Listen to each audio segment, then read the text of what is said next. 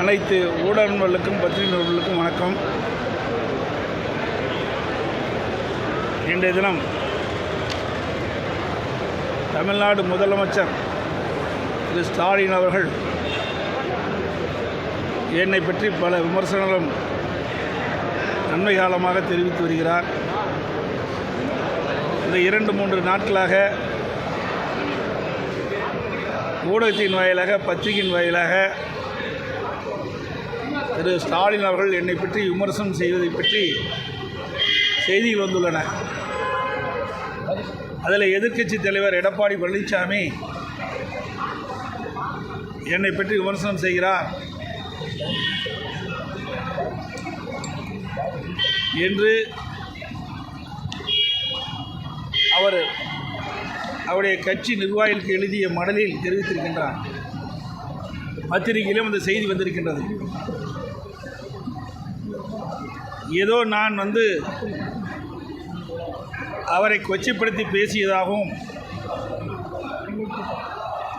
எதிர்க்கட்சி தலைவர் என்ற அந்த நிலையிலிருந்து தவறுதலாக பேசுவதாக பத்திரிகையிலே விமர்சனம் செய்திருக்கின்றார். திரு ஸ்டாலின் அவர்கள் எதிர்க்கட்சி தலைவராக இருக்கின்ற பொழுது, நான் முதலமைச்சராக இருந்து பணியாற்றிய அந்த காலகட்டத்தில் திரு ஸ்டாலின் இப்படியெல்லாம் பேசினார் என்பது ஊடகத்தின் வாயிலாக, பத்திரிகையின் வாயிலாக வெளிவந்திருக்கின்றது. குறிப்பாக என்னை தனிப்பட்ட முறையிலே விமர்சனம் செய்தார். எடப்பாடி பழனிசாமி தமிழகத்தினுடைய முதலமைச்சராக வருவதற்கு ஊர்ந்து சென்றார், பறந்து சென்றார் என்றெல்லாம் விமர்சனம் செய்தார். அண்மையிலே விருதுநகர் மாவட்டத்தில் நடந்த அரசு நிகழ்ச்சியில் பேசுகின்ற பொழுது கரப்பான் பூச்சி போல் குறிப்பிட்டிருக்கின்றார். இப்படி ஒரு முதலமைச்சர் தன்னுடைய பதவியை மறந்து, நிலையை மறந்து ஒரு எதிர்க்கட்சி தலைவரை இப்படி விமர்சனம் செய்கின்றார். ஆனால் என்னை பொறுத்த வரைக்கும், அனைத்து இந்திய அண்ணா திராவிட முன்னேற்ற கழக நிர்வாகிகளை பொறுத்த வரைக்கும், எந்த ஒரு எதிர்க்கட்சியினரும் தவறுதலாக நாங்கள் விமர்சனம் செய்தது கிடையாது. ஆனால் எங்களை பற்றி எதிர்க்கட்சியினர், ஆளுங்கட்சியைச் சேர்ந்தவர்கள் எங்களை தவறுதலாக விமர்சனம் செய்தால் அதற்கு தக்க பதிலை அவ்வப்போது கொடுப்போம். விருதுநகர் மாவட்டத்திலே பேசுகின்ற பொழுதும் சரி, பல்வேறு நிகழ்ச்சியில் கலந்து கொண்டு திரு ஸ்டாலின் அவர்கள் பேசும்போதும் சரி, எடப்பாடி பழனிசாமியுடைய ஆட்சியிலே எந்த திட்டமும் நிறைவேற்றப்படவில்லை என்ற ஒரு தவறான கருத்தை தெரிவித்துக் கொண்டிருக்கின்றார். தொடர்ந்து தெரிவித்துக் கொண்டிருக்கின்றார் ஊடகத்தின், பத்திரிகையின் வாயிலாக. இந்த கோயம்புத்தூர் மாவட்டத்தில் மட்டும் அனைத்து இந்திய அண்ணா திராவிட முன்னேற்ற கழக ஆட்சியில் கொண்டு வரப்பட்டு நிறைவேற்றப்பட்ட திட்டங்கள் சிலவற்றை இந்த நேரத்திலே குறிப்பிடுவது பொருத்தமாக இருக்கும் என்று நான் கருதுகின்றேன். அரசு மருத்துவக் கல்லூரி மருத்துவமனையில் 100ஆண்டு விழா கட்டிடம் 290 கோடி ரூபாயில் அதிமுக ஆட்சி தான் கொண்டு வந்திருக்கிறோம். 253 கோடி மதிப்பீட்டில் ராமநாதபுரத்தில் உயர்மட்ட மேம்பாலம் அமைக்கப்பட்டது. 230 கோடி ரூபாய் மதிப்பீட்டில் நொய்யல் ஆறு புனரமைக்கப்பட்டது. 194 கோடி மதிப்பீட்டில் காந்திபுரம் 2 அடுக்கு மேம்பாலம் அமைக்கப்பட்டது. சுமார் 415 கோடி மதிப்பீட்டில் ஈச்சனாரி முதல் பொள்ளாச்சி வரை 4 வழிச்சாலை அமைப்பதற்கு அதிமுக அரசு நடவடிக்கை எடுக்கப்பட்டது. தொண்டாமுத்தூர், பொள்ளாச்சி, மேட்டுப்பாளையம், புளியங்குளம், பல்லடம், அவனாசி இந்த 6 இடங்களில் 6 புதிய அரசு கலை மற்றும் அறிவியல் கல்லூரி கொண்டு வந்து அங்கு இருக்கின்ற ஏழை எளிய மாணவர்கள் குறைந்த கட்டணத்தில் பட்டப்படிப்பு படிக்கக்கூடிய சூழ்நிலையை உருவாக்கி தந்ததும் அதிமுக அரசு. பாலக்காடு, மேட்டுப்பாளையம், அவனாசி மற்றும் திருச்சி ரோடு சாலை 4 வழிச்சாலைகளாக மேம்பாடு செய்யப்பட்டது. ரூபாய் 66 கோடி கவுண்டம்பாளையம், ரூபாய் 41 கோடியில் காரமடை, ரூபாய் 25 கோடியில் போத்தனூர், ரூபாய் 18 கோடி ரூபாயில் ஈச்சனாரி ஆகிய பதில் மேம்பாலம் அமைக்கப்பட்டது. சுமார் 59 கோடி மதிப்பீட்டில் இருகூர் முதல் போத்தனூர் மற்றும் இருகூர் முதல் பீளம்மை நிலையங்களுக்கு இடையே ரயில்வே கடவு குறுக்கே உயர்மட்ட மேம்பாலம் அமைக்கப்பட்டது. ரூபாய் 3650 கோடி மதிப்பீட்டில் பொள்ளாச்சி திண்டுக்கல் வரை தேசிய நெடுஞ்சாலை திட்டம் அதிமுக அரசால் கொண்டு வரப்பட்டு தற்போது நிறைவேற்றப்படுகின்ற சூழல் இருக்கின்றது. ரூபாய் 131 கோடி மதிப்பீட்டில் தொண்டாமுத்தூர் ஒன்றிய பகுதியில் பவானி ஆற்றிலிருந்து கூட்டுக்குடி திட்டம் கொடுக்கப்பட்டது. ரூபாய் 550 கோடியில் குறிச்சி துணியமுத்தூரில் பாதாள சாக்கடை திட்டம் கொண்டு வரப்பட்டது. ரூபாய் 195 கோடியில் குறிச்சி துணியமுத்தூரில் குடிநீர் திட்ட பணிகள் நிறைவேற்றப்பட்டிருந்தது. இப்படி அதிமுக ஆட்சியில் நிறைவேற்றப்பட்ட திட்டங்கள், அதிமுக ஆட்சியில் கொண்டு வரப்பட்டு நிறைவேற்றப்பட்ட திட்டங்களை திரு ஸ்டாலின் தலைமை கொண்ட அரசாங்கம் ஸ்டிக்கர் ஒட்டி திறக்கப்பட்ட திட்டங்கள். ரூபாய் 750 கோடி மதிப்பீட்டில் பில்லூர் 3வது கூட்டுக்குடி திட்டம் திரு உதயநிதி அமைச்சர் அவர்கள் 11/2/2024 திறக்கப்பட்டிருக்கிறார். இந்த திட்டம் அதிமுக ஆட்சியில் கொண்டு வரப்பட்ட திட்டம். ரூபாய் 479 கோடி மதிப்பீட்டில் ஆத்துப்பாலம் உக்கடம் வரை மேம்பால பணி அதிமுக ஆட்சியில் கொண்டு வரப்பட்டு திமுக ஆட்சியில் திறக்கப்பட்டது. ரூபாய் 114 கோடியில் ஐடி பார்க் அதிமுக ஆட்சியில் அடிக்கல் நாட்டப்பட்டு நவம்பர் 5ஆம் தேதி முதலமைச்சர் ஸ்டாலினால் ஸ்டிக்கர் ஒட்டி திறக்கப்பட்டது. ரூபாய் 652 1652 கோடி மதிப்பீட்டில் அத்திக்கட அவனாசி திட்டம். இந்த திட்டத்தை ஈரோடு, அதோடு திருப்பூர், கோவை, இந்த 3 மாவட்ட மக்களும் தொடர்ந்து பல ஆண்டுகளாக கோரிக்கை வைத்து வந்தார்கள் விவசாயிகள். இந்த அத்திக்கட அவனாசி திட்டத்தை நிறைவேற்ற வேண்டும். இப்படி நிறைவேற்றுகின்ற பொழுது பல்வேறு ஏரிகள், குளங்கள் நிரப்பப்பட்டு நிலத்தடி நீர் உயர்ந்து விவசாயிகளுக்கு தேவையான நீர் கிடைப்பும், குடிநீர் பிரச்சனை நீக்கப்படும் என்ற நீண்டகால கோரிக்கையை அதிமுக அரசு ஏற்று இந்த திட்டத்தையும் கொண்டு வந்து நானே நேரடியாக வந்து அடிக்கல் நாட்டப்பட்டு அந்த பணி வேகமாக துரிதமாக நடைபெற்று கொண்டிருந்தது. கிட்டத்தட்ட 85% பணிகள் முடிவு பெற்ற நிலையில் ஆட்சி மாற்றம் ஏற்பட்டது. திராவிட முன்னேற்ற கழகம் ஆட்சிக்கு வந்த பிறகு கிட்டத்தட்ட 32 மாத காலம் இது கிடப்பில் போட்டிருந்தாங்க. பிறகு பல முறை சட்டமன்றத்தில் பேசணும். இங்கே இருக்கின்ற முன்னாள் அமைச்சர்கள், சட்டமன்ற உறுப்பினர்கள் தொடர்ந்து வலியுறுத்தினாங்க. நானும் சட்டமன்றத்தில் வலியுறுத்தினேன். அதன் பேரில் வந்து அந்த திட்டத்தை திறந்தாங்க. இன்னும் அந்த திட்டம் முழுமை பெறலை. அதோட அதிமுக ஆட்சியில் கொண்டு வரப்பட்ட திட்டம் என்ற காரணத்திற்காகவே இன்றைக்கு பல திட்டங்கள் ஆமை வேகத்தில் இன்றைக்கி இந்த திமுக ஆட்சியில் நடந்து கொண்டு இருக்கின்றன. இன்றைக்கி பார்த்தீங்கன்னா இந்த மேம்பாலம் கிட்டத்தட்ட சுமார் 1650 கோடி ரூபாய் திட்டத்தில் உயர்மட்ட மேம்பாலம், தமிழ்நாட்டிலேயே அதிக தூரமுள்ள மேம்பாலம், சுமார் 10.1 கிலோமீட்டர் தூரமுள்ள உயர்மட்ட மேம்பாலம் கட்டுவதற்கு அடிக்கல் நாட்டப்பட்டு பணிகள் துவங்கப்பட்டு வேகமாக துரிதமாக நடைபெற்று வந்தது. கிட்டத்தட்ட 80% பணிகள் நிறைவு பெற்றிருந்ததெல்லாம் அதிமுக ஆட்சியில். அது வந்து கிட்டத்தட்ட பார்த்திங்கன்னா உப்புளிப்பாளையம் முதல் ஏர்போர்ட் வின்ஸ் வரை, கோல்டு வின்ஸ் வரை அந்த உயர்மட்ட பாலம் அமைக்கின்ற பணி நடைபெற்றது. அந்த பணியும் இந்த ஆட்சியாளர்களால் முழுமையாக நிறைவேற்றப்படவில்லை. ஆமை வேகத்தில் நடைபெற்றுக் கொண்டிருக்கின்றது. வேண்டுமென்றே திட்டமிட்டு முழுக்க அதிமுக ஆட்சியில் கொண்டு வரப்பட்ட திட்டம் என்பதற்காகவே இந்த திட்டத்தை முடக்கி வைத்திருக்கின்றார்கள். அதோடு இங்கே இருக்கின்ற விவசாயிகள் அத்திக்கட அவனாசி திட்டத்தில் இன்னும் பல இடங்கள் விடுபட்டு போய்விட்டன. அதையும் சேர்த்து புதிய திட்டத்தை அறிவிக்க வேண்டும் என்று வேண்டுகோள் விடுத்த அடிப்படையில் அப்பொழுது அமைச்சராக இருந்த வேலுமணி அவர்களும் இங்கே இருக்கின்ற சட்டமன்ற உறுப்பினர்களும் வேண்டுகோள் வைத்தார்கள். அவருடைய வேண்டுகோளை ஏற்று அதிமுக அரசாங்கம் அத்திக்கட அவனாசி திட்டம் 2 அதை செயல்படுத்துவதற்காக விரிவான திட்ட அறிக்கைகளும் தயாரிக்கப்பட்டு அந்த பணிகள் துவங்குகின்ற நேரத்தில் ஆட்சி மாற்றம் ஏற்பட்டது. அதையும் கிடைப்பில் போட்டாங்க.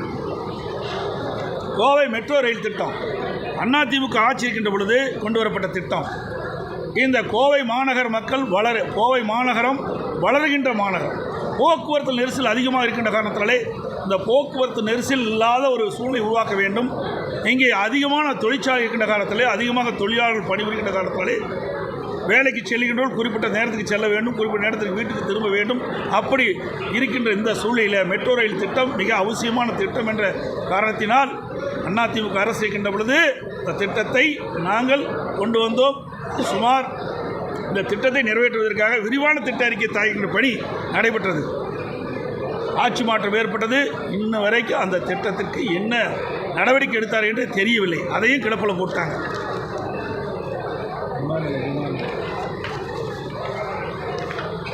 அதோட விமான நிலையம் விரிவாக்கம் அதிமுக ஆட்சி இருக்கின்ற பொழுது 99% நில எடுப்பு பணி முடிவு பெற்றது. நில எடுப்பு பணி முடிந்த பிறகு ஆட்சி மாற்றம் ஏற்பட்டது.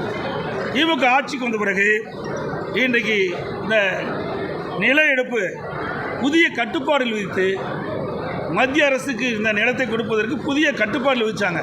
அதனால் காலதாமதாகி அண்மையில் தான் நிலம் ஒப்படைக்கப்பட்டதாக செய்தி வந்திருக்குது. இதுவும் திராவிட முன்னேற்ற கழக ஆட்சியில் இந்த திட்டத்தை கிடப்பில் போட்டிருக்காங்க. ஸ்மார்ட் சிட்டி திட்டம் இது அதிமுக ஆட்சியில் கொண்டு வரப்பட்ட திட்டம். அதுவும் காலதாமதம் செய்து தான் அந்த பணியை செயல்படுத்தி கொண்டிருக்கிறாங்க. அதோட இன்றைக்கு வெள்ளலூரில் சுமார் 62 ஏக்கர் அளவில் 168 கோடி மதிப்பீட்டில் அந்த பணி நாங்கள் துவக்கணும். இங்கே இருக்கின்ற பேருந்து நிலையம் சிறப்பாக இருக்க வேண்டும் என்பதற்காக போக்குவரத்து நெரிசல் இல்லாமல் மக்கள் பயணம் செய்ய வேண்டும் என்ற அடிப்படையில் கிட்டத்தட்ட 50% பணிகள் நிறைவேற்று விட்டன. இதையும் இந்த விடியா திமுக அரசு கிடப்பில் போட்டுட்டுது.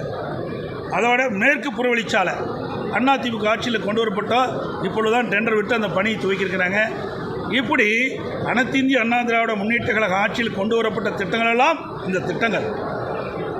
ஆனால் ஒன்றுமே செய்யலை என்று இன்றைய முதலமைச்சர் தெரிவிச்சிட்டார். எப்படியாவது இந்த ஆட்சியாளர்கள் மக்களை குழப்பி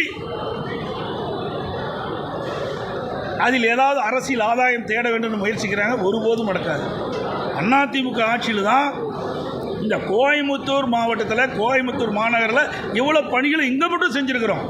திமுக ஆட்சிக்கு வந்த பிறகு திரு ஸ்டாலினுடைய அரசு இந்த கோவை மாநகர மக்களுக்கும் கோவை மாவட்ட மக்களுக்கும் என்ன திட்டத்தை கொண்டு வந்தார்? திட்டத்தை அறிவிச்சு தான் இருக்கார். இது வரைக்கும் அந்த எந்த திட்டமுமே இன்னும் நடைமுறைப்படுத்தலை, பணியே துவக்கலை. அப்புறம் ஆய்வு மேற்கொள்ளுன்னு சொல்கிறார். எல்லா இடத்துக்கும் ஆய்வுக்கு போகிறேங்கிறார். பல மாவட்டத்துக்கு ஆய்வுக்கு போகிறேங்கிறார். நாளை கூட பெரம்பலூர், அரியலூர் போவதாக பத்திரிகை செய்தி. இந்த ஆட்சியில் திரு ஸ்டாலின் தலைமையில் இருக்கிற அரசாங்கத்தில் எந்த திட்டமும் அறிவிக்கலை, எந்த பணியுமே நடக்கலை. எப்படி போய் ஆய்வு பணி மேற்கொள்ள முடியும்? அதிமுக ஆட்சியில் இவ்வளவு திட்டங்களை அறிவித்து பணிகள் நிறைவேற்றப்பட்டு நாங்களும் திறந்தோம். ஆட்சி மாற்றத்துக்கு பிறகு திராவிட முன்னேற்ற கழகம் ஆட்சிக்கு வந்த பிறகு முதலமைச்சர் திரு ஸ்டாலின் நாங்கள் கொண்டு வந்த திட்டத்தை இன்றைக்கு முடிக்கப்பட்டு திறந்து வச்சிட்ருக்காரு. இதுதான் நிலைமை. அதோட இன்னொன்று சொல்கிறாரு, அரசு ஊழியர்கள் பற்றி சொல்கிறார். இன்றைக்கு பத்திரிகையில் வந்திருக்குது, நேற்று தினம் வந்திருக்குது. 7 பக்கம் கொண்ட யாருடைய கையெழுத்தும் இல்லாத மொட்டையாக சில செய்திகள்லாம் அரசு ஊழியர் பற்றி வெளியிட்டிருக்காங்க திமுக. அப்படின்னா ஊடகத்திலையும் பத்திரிகையிலையும் எனக்கு கிடைத்த தகவல். அதில் 2 நாட்களுக்கு முன்பு நான் திருச்சி சென்றிருந்தேன். உங்களை போல் இருக்கின்ற நிருபர்கள் கேள்வி கேட்டாங்க. அரசு ஊழியர்கள் சில கருத்துக்களை தெரிவிச்சிருக்கிறாங்க, அந்த கருத்துக்கு நீங்கள் என்ன பதில் சொல்கிறீங்கன்னு கேட்குறாங்க. அதுக்கு நான் சொன்ன பதில் தான், அந்த அரசு ஊழியர்கள் என்ன சொன்னார் என்று சொன்னதை சொல்லி நான் அந்த கருத்தை தெரிவித்தேன். சில அரசு ஊழியர் சங்கங்கள் தெரிவித்த கருத்து, தற்போதைய முதலமைச்சர் திரு ஸ்டாலினுக்கு எதிர்க்கட்சி தலைவராக இருந்தால்தான் அரசு ஊழியர் மீது கரிசனம் வரும் என்றால் 2026 தமிழ்நாடு சட்டமன்ற பொதுத் தேர்தலில் அவருக்கு எதிர்க்கட்சி தலைவர் பதவியை அளிக்க நாங்கள் தயார் என்று அரசு ஊழியர் சங்க நிர்வாகிகள் வெளிப்படையாக தெரிவித்த கருத்து ஊடகத்திலையும் பத்திரிகையில் வருது. அந்த கருத்து தான் நான் சொன்னேன். அதுவுமே அரசு ஊழியர்கள் இந்த கருத்து தெரிவிப்பதற்கு காரணமே 2021 சட்டமன்ற பொதுத் தேர்தலின் போது திராவிட முன்னேற்ற கழகத்தின் சார்பாக திராவிட முன்னேற்ற கழக தலைவர் அன்றைய தினம் எதிர்க்கட்சி தலைவராக இருந்த திரு ஸ்டாலின் அவர்கள் தேர்தல் அறிக்கையாக வெளியிட்டார். அந்த திராவிட முன்னேற்ற கழக தேர்தல் அறிக்கையில் வாக்குறுதி எண் 309 புதிய ஓய்வு திட்டம் கைவிடப்பட்டு பழைய ஓய்வு திட்டம் மீண்டும் நடைமுறைப்படுத்தப்படும் அரசு ஊழியர்களுக்கு. அறிவிப்பு எண் 311 20,000 இடைநிலை ஆசிரியர்களின் கோரிக்கை ஏற்று சம வேலை சம ஊதியம் வழங்க நடவடிக்கை எடுக்கப்படும். ஆசிரியர் பணிகாலத்தில் மேற்படிப்பு முடிந்த ஆசிரியர்களுக்கு ஊக்கத்தொகை வழங்கப்படும். திமுக தேர்தல் அறிக்கையில் அறிவிப்பு 312 ஊதிய உயர்வு பணி உயர்வு முரண்பாடுகள் குறித்த கோரிக்கையில் ஆய்வு செய்ய குழு அமைக்கப்பட்டு விரைவில் நிவாரணம் கிடைத்திட ஆவணம் செய்யப்படும். இந்த கோரிக்கையை வலியுறுத்தி தான் அரசு ஊழியர்கள் போராட்டம் நடத்துகிறாங்க. அரசு கோரிக்கை வச்சுட்டு இருக்கிறாங்க. 42 மாதம் கடந்து போச்சு, இன்னும் நிறைவேற்றப்படவில்லை என்ற காரணத்திற்காகத்தான் அவர்கள் அந்த கருத்தை சொன்னாங்க. நிருபர்கள் இந்த கருத்தின் அடிப்படையில் எனக்கு கேள்வி கேட்டீங்க, அதுக்கு நான் பதில் சொன்னேன். அதுக்கு என்னென்னமோ முதலமைச்சர் என்னை பற்றி விமர்சனம் செய்கின்றார். நிறைவேற்ற முடியாத வாக்குறுதிகளெல்லாம் அளித்து 2021 சட்டமன்ற பொதுத் தேர்தல் போது நீங்கள் வெற்றி பெற்றீங்க. வெற்றி பெற்ற பிறகு தேர்தல் நேரத்தில் திராவிட முன்னேற்ற கழகத்தின் சார்பாக கொடுக்கப்பட்ட தேர்தல் வாக்குறுதியை நிறைவேற்றுவது தான் உண்மையான கட்சிக்கு அழகு. ஆனால் எப்படியாவது வெற்றி பெற வேணும் அப்படின்னு ஒரே நோக்கத்தோடு நிறைவேற்ற முடியாத அறிவிப்புகளை அறிவித்துவிட்டு இன்றைக்கு விழிபிதுங்கி நிற்கின்ற அரசாங்கம் திமுக அரசாங்கம். ஆகவே அரசு ஊழியர் கேட்கின்ற கேள்வி, தேர்தல் நேரத்தில் அரசு ஊழியர்களுக்கு கொடுக்கப்பட்ட வாக்குறுதியை நிறைவேற்றுங்கள் என்று. அதைத்தான் அவர்கள் கேட்டாங்க. அதற்கு அவர்கள் சொன்ன கருத்தை தான் நான் பிரதிபலித்தேன். அதோட இன்றைக்கி இந்த பகுதியில் பார்த்தீங்கன்னா தங்க நகை பூங்கா கொண்டு வரும்னு சொல்லியிருக்கிறாங்க முதலமைச்சர். இதை ஏற்கனவே அதிமுக அரசு இருக்கின்ற பொழுது இது அறிவிப்பு வந்துவிட்டது. அப்பொழுது நிலம் எடுக்கின்ற பிரச்சனை இருந்தது. அந்த பகுதியில் பூலுவாப்பட்டி என்ற பூலுவாப்பட்டி பேரூராட்சியில் அந்த பகுதியில் தங்க நகை பூங்கா அமைப்பதற்கு நாங்கள் நடவடிக்கை மேற்கொள்ள இருந்த பொழுது ஆட்சி மாற்றம் ஏற்பட்டது. திமுக ஆட்சிக்கு வந்த பிறகு நாங்கள் தேர்வு பண்ணுற இடம் தொண்டாமுத்தூர் தொகுதி இருந்தது, அதை மாற்றி கிணத்துக்கடை தொகுதி கொண்டு போகிறாங்க. இதுதான் அவர்கள் செய்த வேலை, வேறு எதுவுமே செய்யலை.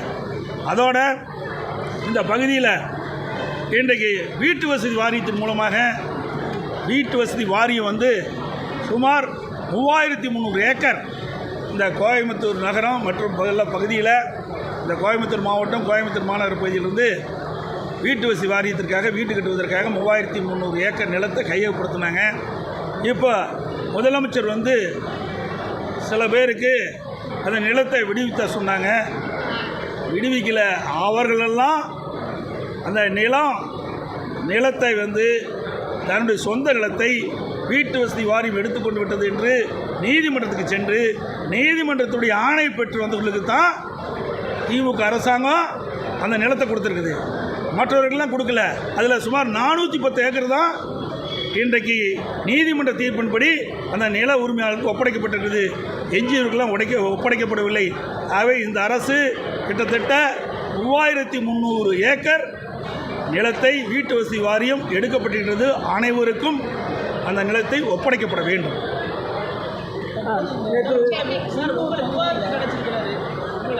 அதிமுக அரசு கொண்டு திட்டங்களையும் சரி, திமுக அரசு திட்டங்கள் எல்லாம் என்னென்ன கொண்டு வந்து சொல்லி விவாதத்துக்கு எடப்பாடி பழனிசாமி தயாரா சொல்லி அழைப்பு விடுறாரு. யார்? நான் அழைப்பு விட்டது? யாருக்கு அழைப்பு விட்டேன்? யாருக்கு அழைப்பு விட்டோம்? அப்படின்னா முதலமைச்சர் தான், அந்த நாட்டுடைய முதலமைச்சர் தான் பதில் சொல்ல வேணும்.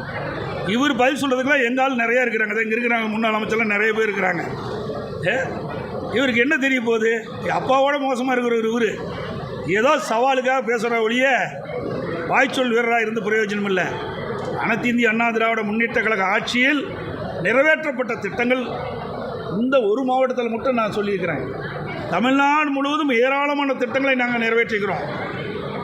திராவிட முன்னேற்ற கழக அரசு அமைக்கப்பட்ட பிறகு திரு ஸ்டாலின் முதலமைச்சராக வந்த பிறகு என்னென்ன திட்டத்தை நிறைவேற்றப்பட்டீர்கள் அதுக்கு நான் கேள்வி கேட்டால் உதயநிதி பதில் சொல்கிறார். ஏன் முதலமைச்சர் எங்கே போயிட்டார் அப்படின்னா திறமையில்லாத முதலமைச்சர்னு ஒத்துக்கிறாரா அவர்? நான் சொன்ன மாதிரி பொம்மை முதலமைச்சர் ஒத்துக்கிறாரா? நேற்று வந்து அதான் நான் ஏற்கனவே சொன்னமே. இன்றைக்கு தமிழக எல்லா மாநிலத்திலும் ஒரு முதலமைச்சர் தான் இருக்கிறாங்க. தமிழ்நாட்டில் தான் 4 முதலமைச்சர் இருக்கிறாங்க. அந்த அடிப்படையில் தான் உதயநிதி முதலமைச்சருக்கு பதிலாக பதில் சொல்லிட்டு இருக்காரு. முதலமைச்சர் சொல்ல வேண்டிய பதிலை முதலமைச்சர் தான் சொல்ல வேணும். நான் ஏற்கனவே சொன்னேன், அதிகார மையங்கள் 4 இருக்குது. அந்த 4 யார் என்று உங்களுக்கே தெரியும். வேணுமென்று திட்டமிட்டு என்னிடத்தில் ஏதாவது கேள்வி கேட்டு அது ஒரு விவாத பொருளாக்கி அப்புறம் அதுக்கு ஒரு 4 பேர் வச்சு விவாதம் பண்ணுவீங்க. அது ஏற்கனவே சொல்லியாச்சு, அது தெரியும் உங்களுக்கு. நேற்று வந்து சுகாதாரத்துறை அமைச்சர் வந்து அந்த யூடியூபர் இருப்பா அந்த விவகாரத்தில் வந்து என்னென்னு சொன்னார்னா, அவர் கொலை குற்றம் செய்யலை, காவல்துறை நடவடிக்கை எடுக்கலன்னு ஒரு அமைச்சரே சொல்கிறார். என்ன இந்த யூடியூபர் வந்து அவர் தொப்புள் கொடி கட் பண்ண விவகாரத்தில் அது நீதிமன்றம் வரைக்கும் போயிருக்குது. அந்த நீதிமன்றத்தில் இருக்கிறதுனால அதில் வந்து கருத்து சொல்வது சரி இருக்காது. நல்வாழ்வுத்துறை அமைச்சர் செய்தியாளர்களை சந்திச்சிருந்தார் சார். அப்போ அவர் என்ன சொல்கிறாருன்னா, ஒரு அமைச்சர் காவல் நிலையத்தில் புகார் அளித்தால் கூட காவல்துறையினர் வந்து நடவடிக்கை எடுக்கல அப்படின்னு ஒரு அதிர்ச்சியான தகவலை பதிவு செஞ்சுருக்காங்க. அதாங்க, அப்படிப்பட்ட அரசாங்கம் தான் இப்படி இருக்குது. ஆனால் ஏற்கனவே சொன்னேன், தமிழகத்தில் சட்ட ஒழுங்கு அடியோடு சீரழிந்து விட்டது. இன்றைக்கு திறமையற்ற முதலமைச்சர் நாட்டை ஆண்டு கொண்டிருக்கின்றார். பொம்மை முதலமைச்சர் நாட்டை ஆண்டு கொண்டிருக்கின்றார். அவருடைய அமைச்சர் வைக்கின்ற அமைச்சரே இப்படிப்பட்ட கருத்து சொல்கின்ற பொழுது நாட்டு மக்களுக்கு எங்கே நீதி கிடைக்கும்? அதாவது மருத்துவப்பட்டம் என்கிற போதைப் பொருள் வந்து அதிகமாக புழக்கத்தில் வந்துட்டுருக்குது. ஒரு மருத்துவ கல்லூரி சீட்டு இல்லாமலே வந்து சர்வசாதாரணமாக கிடைக்குது அப்படின்னு சொல்லி அவர்கிட்டே ஒரு கேள்வி கேட்ட செய்தியாளர்கிட்ட என்னன்னா, குற்றம் செய்யப்பட்டவர்களை அடையாளம் காட்டினால் நடவடிக்கை எடுப்பதாக அவர் பதில் சொல்றாரு. இப்படி அரசாங்கம் எதுக்காக இருக்குது? அரசாங்கம் என்பது இப்படி பத்திரிகையாளர்களோ அல்லது பொதுமக்களோ ஏதாவது பிரச்சனை என்று சொல்லுகின்ற பொழுது அந்த பிரச்சனைக்கு ஆழமாக சென்று அதை விசாரித்து உரிய நடவடிக்கை எடுக்கணும். அதுதான் அரசாங்கம். நாமளே சொல்கிறதுக்கு அரசாங்கம் தேவையில்லை. சில இடத்துல இப்படிப்பட்ட போதைப் பொருள் விற்பனை நடக்குதுன்னு சொன்னால் அந்த அரசாங்கம் விழிப்போடு இருந்து செயல்பட்டு எந்தெந்த இடத்துல போதைப் பொருள் விற்பனை இருக்குது, எந்தெந்த இப்படி நீ சொன்ன மாதிரி அந்த போதைப் பொருள்லாம் இப்பொழுது இங்கேயே தயார் பண்ணுகின்ற ஒரு சூழ்நிலாம் பத்திரிகையில் பார்த்தேன். அப்படிப்பட்ட அவலங்களை இந்த ஆட்சியில் நடைபெற்றுக் கொண்டிருக்கின்றன. சட்ட ஒழுங்கு அடியோடு சீர்கட்டு விட்டது. காவல்துறைக்கு முழு சுதந்திரம் கிடையாது. அதனால் அவர்கள் இந்த போதைப் பொருள் விற்பனை செய்கின்றவர்களை தடை செய்ய முடியாத ஒரு சூழ்நிலை இருக்குது. அதனால தான் இந்த போதைப் பொருளை தடை செய்ய முடியல. அதிமுக சார்பில் தொகுதி வாரியாக புதுசாக ஒரு கள ஆய்வு குழுவெல்லாம் அமைச்சிருக்கு சார். அந்த கள ஆய்வுடைய உத்வேகம் தற்பொழுது அதிமுக தொண்டர்கள் மத்தியில் எப்படி இருக்குது சார்? அதை நீங்கள் போனது தானே தெரியும். அனைத்து இந்திய அண்ணா திராவிட முன்னேற்ற கழகத்தை பொறுத்த வரைக்கும் கட்டமைப்பு பலமாக இருக்க வேண்டும் என்ற எண்ணத்தின் அடிப்படையில் தான் நாங்கள் இந்த தொடர் நடவடிக்கைகளை எடுத்துக்கிட்டு இருக்கோம். இன்றைக்கு தமிழகம் மட்டும் இல்லை, இந்தியாவிலேயே எந்த ஒரு கட்சியும் அந்த கட்சியினுடைய உறுப்பினர் அட்டை புதுப்பித்தல், புதிய உறுப்பினர் சேர்த்தல், அதை முழுமையாக போய் சேர்ந்ததா என்று ஆய்வு செய்யவே கிடையாது. எல்லாமே ஆன்லைனில் போடுறாங்க, கிடைக்குது. ஆனால் அதிமுக அப்படி இல்லை. முறையாக அதிமுக கொடுக்கின்ற படிவத்தை, தலைமை கழகம் கொடுக்கின்ற படிவத்தை பூர்த்தி செய்து தலைமை கழகத்தில் ஒப்படைக்கப்பட்டு தலைமை கழகம் கொடுக்கின்ற அந்த உறுப்பினர் சீட்டை உரியருடன் வழங்க வேண்டும். அதை ஏற்கனவே வழங்கிட்டு இருக்கிறோம். அதை களப்பணி செய்வதற்கு தான் இதை ஒவ்வொரு மாவட்டமாக போகிறாங்க. சார், நான் சொல்கிறேன், இன்னும் 1.5 ஆண்டு காலம் இருக்குது. 1.5 ஆண்டு காலத்துக்கு பிறகு தான் தேர்தல் வர இருக்குது. தேர்தல் வருகின்ற பொழுது தான் இதையெல்லாம் சொல்ல முடியும். இன்னொன்று சொல்கிறேன், ஏற்கனவே திருச்சி விமான நிலையத்தில் ஒரு நிருபர் கேட்குறாரு. அதுக்கு நான் ஒரு பதில் சொன்னேன். ஒத்த கருத்துடைய கட்சிகள்லாம் எங்களோட இணைந்து அதில் உடனே விவாதமான அன்னைக்கு வச்சுட்டீங்க. பாரதிய ஜனதாவோட எடப்பாடி பழனிசாமி மறைமுக கூட்டணி ஏற்கனவே தெளிவுபடுத்திட்டேன். தெளிவாக நான் சொல்லியாச்சு. நாடாளுமன்ற தேர்தல் இருக்கும்போதே நடக்கின்ற பொழுது கட்சியினுடைய தலைமை அலுவலகத்திலும் சரி, பல்வேறு ஊடக பேட்டியிலும் சரி, பத்திரிகை பேட்டி கொடுக்கும்போது தெளிவாக சொல்லிட்டேன்.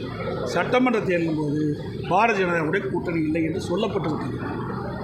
அதை வைத்து மீண்டும் மீண்டும் நீங்கள் கேள்வி கேட்டே இருக்கிறீங்க. என்ன சொல்கிறது? ஏற்கனவே நாங்கள் முடிவு செஞ்சு அறிவிக்கப்பட்டு விட்டது. திமுக எங்களுடைய எதிர்க்கட்சி. திமுக மக்களோட ஆட்சி அகற்றப்பட வேண்டும் என்று நோக்கம். அதோட பாரதிய ஜனதாவுடைய கூட்டணி இல்லை என்பது என்னுடைய நிலைப்பாடு. அதில் தெளிவாக இருக்கிறோம். அதனால் எதையும் பொருத்தி பேசக்கூடாது. ஒருவேளை சார், நான் தான் தெளிவாக சொல்லிட்டேன். மீண்டும் மீண்டும் அதில் கொண்டு உங்கள் விவாத மேடம் வச்சுக்கணும். உங்களுக்கு எங்களை வச்சு ஒரு விவாதம் செய்ய வேணும். அப்படி தான் பார்க்குறீங்க. திமுகவில் எவ்வளோ பிரச்சனை நடந்துருக்கு. ஏதாவது ஊடக நம்பளும் பத்திரிகை நம்பளும் அதை பற்றி சிந்திச்சு போடுறீங்களா? எதுவுமே கிடையாது. அருள் ஊந்து சொல்கிறேன், ஊடக நம்பளும் பத்திரிகை நம்பளும் நடுநிலையோடு நீங்கள் நடந்து கொள்ளுங்க. ஸ்டாலின் அவர் ஒரு நிகழ்ச்சியில் பேசுகிறார். திரு உதயநிதி ஸ்டாலின் அவர்கள் அமைச்சரான பிறகு அவருக்கு கொடுக்கப்பட்ட அந்த வேலைகள் சிறப்பாக செஞ்சு 100% சிறப்பாக செயல்பட்டு சொல்கிறார். அப்படின்னா மற்ற அமைச்சர்கள்லாம் எதுவுமே செய்யலையா? மற்ற அமைச்சரெல்லாம் அவருடைய துறையில் எதுவுமே செய்யலையா? அதை பற்றி ஏதாவது ஒரு விவாத மேடையாவது, ஒரு தொலைக்காட்சியிலாவது விவாத மேடை வச்சு விவாதிக்கிறீங்களா? எதுவுமே விவாதிக்கலையே. அதிமுக தும்புனா போதும், அதுக்கு ஒரு விவாத மேடை. இரும்புனா போதும், அதுக்கு ஒரு விவாத மேடை. அதிமுக கட்சியோட ஒரு கட்சி இருக்க காட்டி தான் விவாத மேடைன்னு ஒரு விவாதமே நடந்துகிட்டு இருப்பதாக எங்களுக்கு தெரியுது. பத்திரிகையிலும் செய்தி வந்துகிட்டு இருக்குது.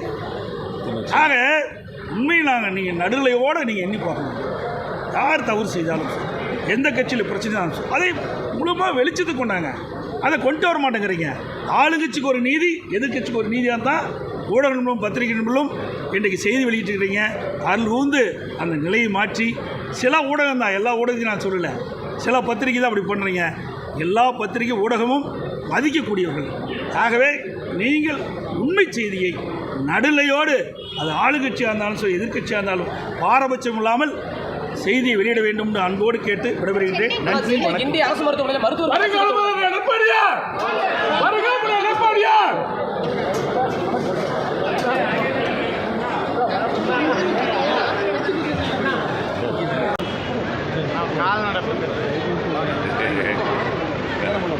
ரெடியா?